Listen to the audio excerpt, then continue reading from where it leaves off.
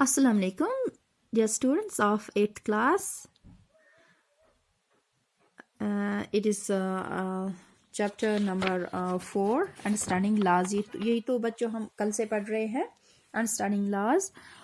तो हमने कल क्या पढ़ा, ये जो ब्रिटिश कॉलोनियलिस्ट्स थे या जो ब्रिटिश गवर्नमेंट थी, वो जो लॉज बनाते थे उस दौर में, तो वो अपने मफाद के लिए ज़्यादा बनाती थी.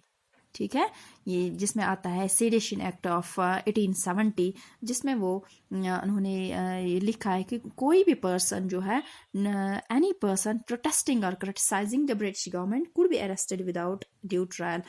यानी कि कोई भी गवर्नमेंट को क्रिटिसाइज नहीं कर सकता है. उन्होंने लॉज बनाए हैं, गवर्नमेंट कोई भी स्टेप उठा ले, लेकिन लोगों को ये इजाज़त नहीं दी गई थी कि वो क्रिटिसाइज करे या वो प्रोटेस्ट करे, उसको जेल लिया जाता था. ठीक है, लेकिन फिर क्या हुआ, इंडियन नेशनलिस्ट्स जो थे उन्होंने बहुत सारा प्रोटेस्ट किया क्रिटिसाइजिंग दिस. और ये जो एक्ट उन्होंने बनाई है आर्बिट्री यूज उसको कहते हैं, तो they began fighting for greater equality. वो इक्वलिटी चाहते थे, इंडिया के लोग चाहते थे equality, and wanted to change the idea of law from a set of rules that they were forced to obey. जो भी फोर्सेबली उनको ओबे करने पड़ते थे वो लॉज, वो जस्टिस चाहते थे, वो इंसाफ चाहते थे, इंडियंस इंसाफ चाहते थे. बाय द लेकिन क्या हुआ फिर, by the end of 19th century the Indian legal profession also began emerging and demanding respect in colonial courts. फिर सभी मतलब यही इंसाफ चाहने लगे.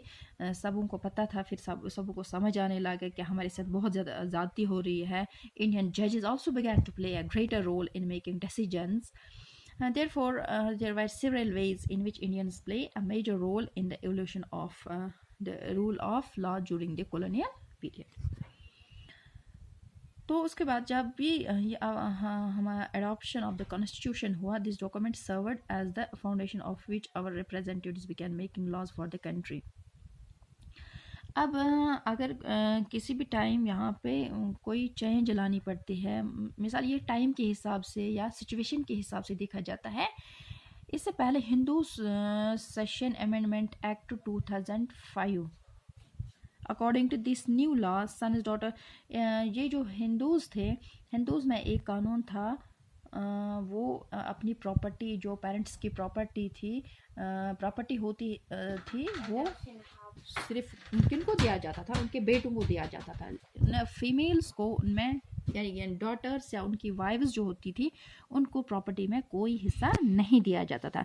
इसके लिए बनाया गया है act, Indian Hindu succession amendment act 2005 में, जिसमें ये बनाया गया है कि उन सबों को फिर प्रॉपर्टी में से हिस्सा and equal share of family property, उनको इक्वल शेयर अब दिया जाता है. तो इसी तरह अब हमारा कॉन्स्टिट्यूशन बन गया जब इंडियन